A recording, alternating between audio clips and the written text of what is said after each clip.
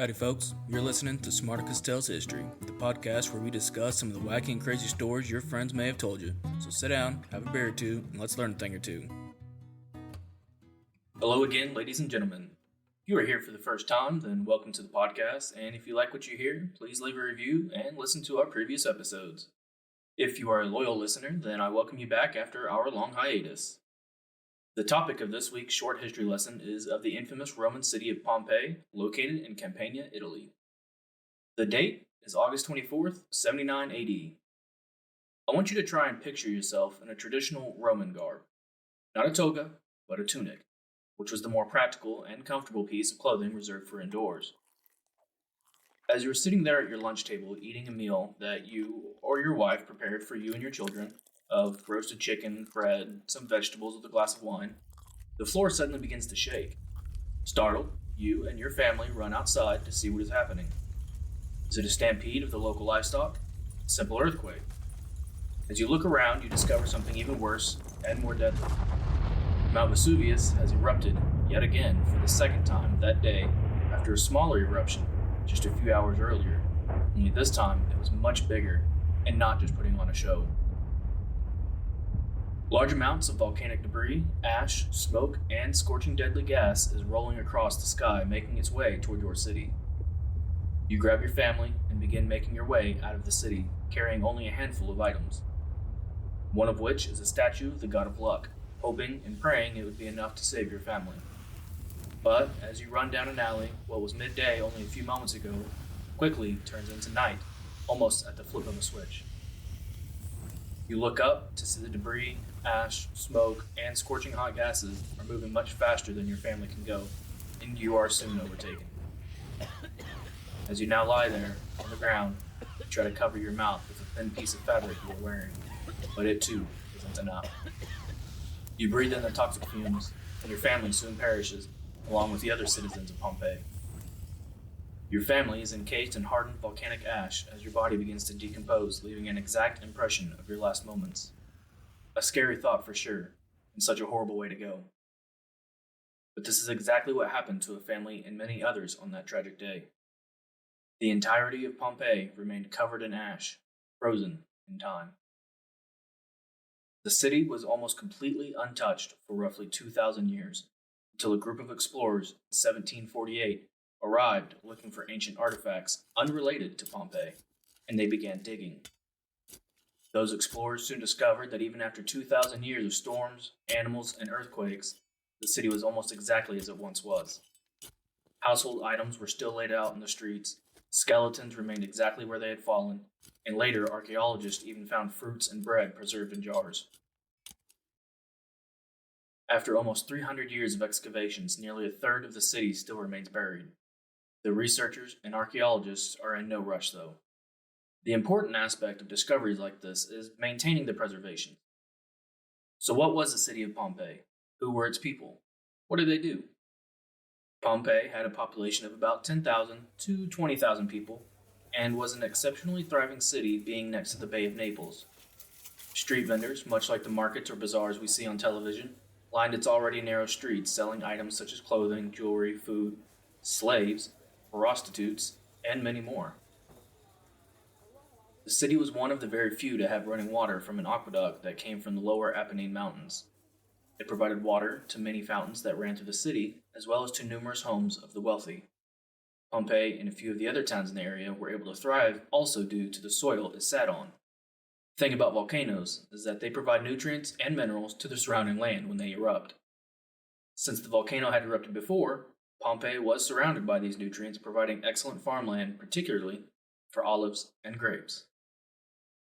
The town itself covers about 3 square kilometers, while the outside suburbs of the town were also heavily populated. However, about a third of the population of Pompeii was indeed slaves. With its panoramic seaside views, it's believed that even the Caesar Nero, who ruled from 54 AD to 68 AD, had a villa in the town. His wife, Poppaea Sabina, was a native of Pompeii and grew up roaming its beautiful streets. The city itself, being only a few short miles from the Bay of Naples, was an important port for other nearby townships. Those townships mostly sent produce to Pompeii to be exported around the empire. As far as imports coming to the city, It was mostly exotic fruits, spices, giant clams, silk, sandalwood, wild animals for the arena, and of course more slaves for the agricultural business. The town was surrounded by a great wall like many others throughout history, and had many gates throughout its border. Throughout the city there were many streets, though no street names or anything of the like, but there are indications that some streets were only one-way traffic. This is assumed to be for the carriages, horses, and perhaps military traffic that would frequent them. Now, as mentioned before, the town is 3 square miles, so this allowed for thousands of villas, shops, larger houses for the wealthy, taverns, exercise grounds, baths, the gladiator arena, public restrooms, or latrines as they called them, brothels, theaters, and so much more. A large number of those larger houses contained private gardens with statues, fountains, vine covered pergolas, and surrounded by a peristyle. For those of you that don't know, a peristyle is a row of columns surrounding a space within a building. Pompeii was first mentioned in its history books around 310 BCE, during the Second Samnite War. A Roman fleet arrived at Pompeii port and attempted to attack a neighboring city called Nuceria. The attack was unsuccessful. At the close of the Samnite War, Campania, which is where Pompeii is located, became part of the Roman Confederation, allowing the two cities of Pompeii and Nuceria to become allies of a sort of Rome. However, it took until the Social War for them to become fully allies with the Roman Empire. This war was when Pompey joined the other Italians in a revolt against the Roman Empire, but was attacked by General Lucius Cornelius Sulla in 89 BCE. After this war, Pompey and the Italians received Roman citizenship. In 62 AD, there was a very large earthquake that did major damage to Pompeii and its neighboring city, Herculaneum. The earthquake was supposedly a 7.5 on the Richter scale, though I'm not sure how they would know that. There was only a small number of buildings that survived the quake in Pompeii, thus requiring most of it needing to be rebuilt. Temples, walls, and houses all collapsed. Numerous fires began to ravage the city. According to reports, numerous sheep had also perished due to the poisonous gases that were released from the cavities that opened up in the ground. Slowly, over the years, the town was rebuilt and life began to return as normal.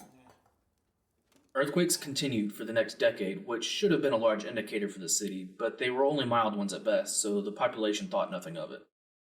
In fact, the repairs of the city from the massive earthquake were still going on right up until the day Pompeii was wiped off the face of the earth.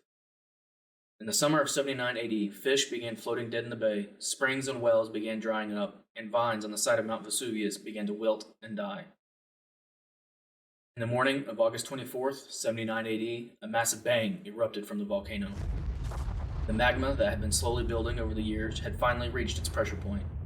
Debris, smoke, ash, and those scorching gases, they began spewing out. At first, the people of Pompeii must have thought the volcano was of no harm, as nothing seemed to be coming their way. However, by noon, the volcano erupted completely. An even bigger explosion than the first, giving off a massive mushroom cloud that rose approximately 27 miles into the sky. The explosion was so large it is reported to have been more than 100,000 times stronger than the nuclear bombs of Hiroshima and Nagasaki in 1945. The cloud of volcanic ash and debris began raining down on the town of Pompeii, and in minutes the whole town was covered in centimeters of ash that continued to fall. People tried to take cover in their homes and wherever they could. However, by the afternoon, a third explosion rocked the town again, draping even more ash onto it. Though the ash is small and thin, it is very dense. The addition of debris from the explosion, roofs soon began to collapse under the weight. Survivors clung to walls, next to staircases, anywhere they thought that they could have protection, hugging their loved ones. At 11 p.m. at night, the huge cloud that hung over the city collapsed under its own weight. Generating 6 massive waves of scorching hot ash and air caused the remaining survivors to asphyxiate and be baked alive. As the ash continued to fall, the town was completely covered, meters deep. It was at this point that the town would be lost for almost 2,000 years until its rediscovery in 1748, perfectly preserved. I hope you guys enjoyed the show, and if you have heard any wacky and crazy stories that you want told here, you can go to our Facebook page at Smarticus Tales History and leave a comment. Now, with that being said, I'll see you next time, and you guys have a wonderful, fantastic, and awesome day. Bye now.